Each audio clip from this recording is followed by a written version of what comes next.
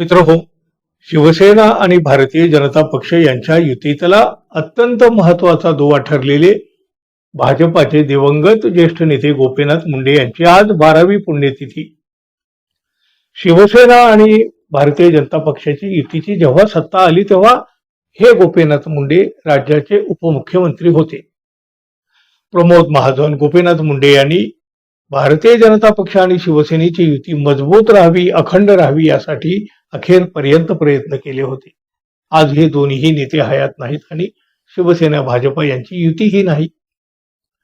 भारतीय जनता पक्षाचा पूर्ण चेहरा मोहरा आता बदलून गेलेला आहे. पण आता शिवसेनेचे नेते अंबादास दानवे यांनी दिवंगत गोपीनाथ मुंडे यांना उद्देशून एक पत्र लिहिलं आहे. काय आहे या पत्रामध्ये जाणून घ्या मित्रांनो.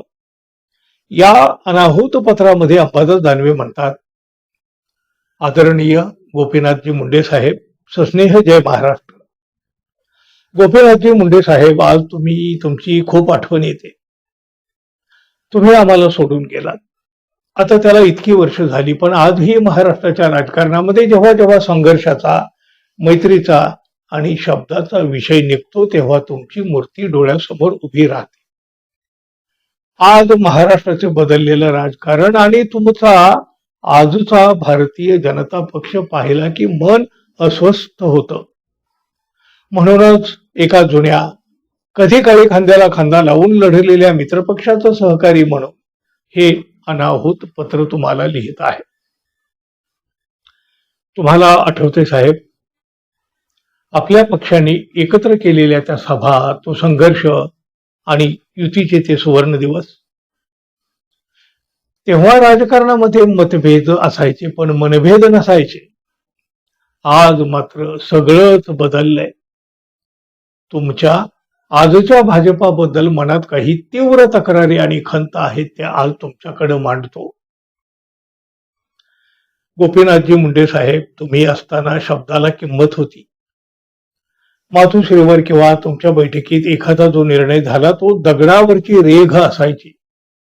पण आजच्या भाजपानं सत्तेच्या हव्यासापोटी जुन्या मित्रांना, ज्यांनी त्यांना बोट धरून महाराष्ट्रात फिरायला शिकवलं, त्यांनाच संपविण्याचा विडा उचललेला आहे. राजकारणातली ती जुनी आदराची, विश्वासाची संस्कृती या नव्या भाजपानं फार मोडीत काढलेली आहे. तुम्ही विरोधी पक्षात असताना भ्रष्टाचाराच्या मुद्द्यावर सरकारला चळो की पळो करून सोडलं होतं. पण आजचा भाजप सत्तेसाठी ते कोणासोबतही हात मिळवणी करायला तयार आहेत.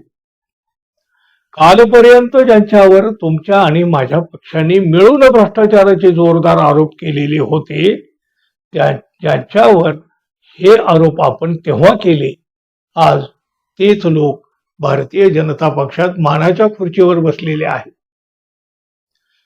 ज्या तत्वांच्या पायावर आपण युती उभी केली होती त्या तत्वांचा आज पक्षात जाहीर लिलाव होत आहे. आपण विचारसरणीच्या जोरावर निवडणुका लढायचो आणि जिंकायचो. आजचा भाजपा मात्र ईडी, सीबीआय आणि पैशांच्या जोरावर दुसऱ्यांचे पक्ष फोडण्यात, घरं उद्ध्वस्त करण्यात धन्यता मानतोय. विरोधकांना शत्रू समजून त्यांचा राजकीय गेम करणं हाच आजच्या भाजपाचा एक कलमी कार्यक्रम झालेला आहे. हे तुमचे संस्कार नक्कीच नव्हते. भारतीय जनता पक्षाकडे सत्ता आली तेव्हा तुमचेही पाय कायम जमिनीवर होते. कार्यकर्त्याला आणि मित्रपक्षाच्या नेत्यांना आपण नेहमी सन्मानानं वागवलं. पण आजच्या भाजपाच्या नेत्यामध्ये सत्तेचा आणि बहुमताचा अहंकार दिसतो. आम्ही म्हणू तीच पूर्व दिशा या आविर्भावात आजचा पक्ष चालवला जात आहे. मित्रपक्षांना दुय्यम वागणूक देणं किंवा त्याला गिळंकृत करणं हीच यांची रणनीती बनली आहे. गोपीनाथजी मुंडे साहेब, तुम्ही आणि बाळासाहेबांनी रक्ताचं पाणी करून जी युती महाराष्ट्राच्या मनामनामध्ये रुजवली होती ती या नव्या भाजपाच्या अहंकारानं आणि चाणक्य नीतीनं पद्धतशीरपणे मोडीत काढली. आज तुम्ही हसायला हवे होतात साहेब. तुम्ही असता तर आजच्या भारतीय जनता पक्षाला नक्कीच टोकलं असतं की सत्तेपेक्षा माणसामधली विश्वासार्हता आणि मैत्री जास्त महत्वाची असते.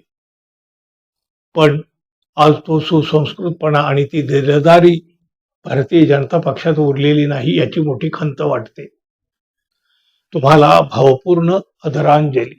तुमचाच एक जुना चाहता आणि राजकीय सहप्रवासी अंबादास दानवे. मित्र हो, अंबादास दानवे यांनी या अनाहूत पत्रामध्ये व्यक्त केलेल्या भावनाबद्दल तुम्हाला काय वाटतं? तुम्ही या भावनाशी सहमत आहात का? किंवा या पत्रामध्ये जे विचार व्यक्त केले, ज्या आठवणी सांगितल्या, या सगळ्याबद्दल तुमच्या मनाला जे वाटलं ते कृपया तुम्ही आपल्या कमेंट बॉक्समध्ये जरूर मांडा. आणि हो, आपण अजून आपल्या चॅनलला सबस्क्राईब केलं नसेल तर कृपया सबस्क्राईब करावं, ही अपेक्षा तर आहे. धन्यवाद. पुन्हा भेटू. नमस्कार.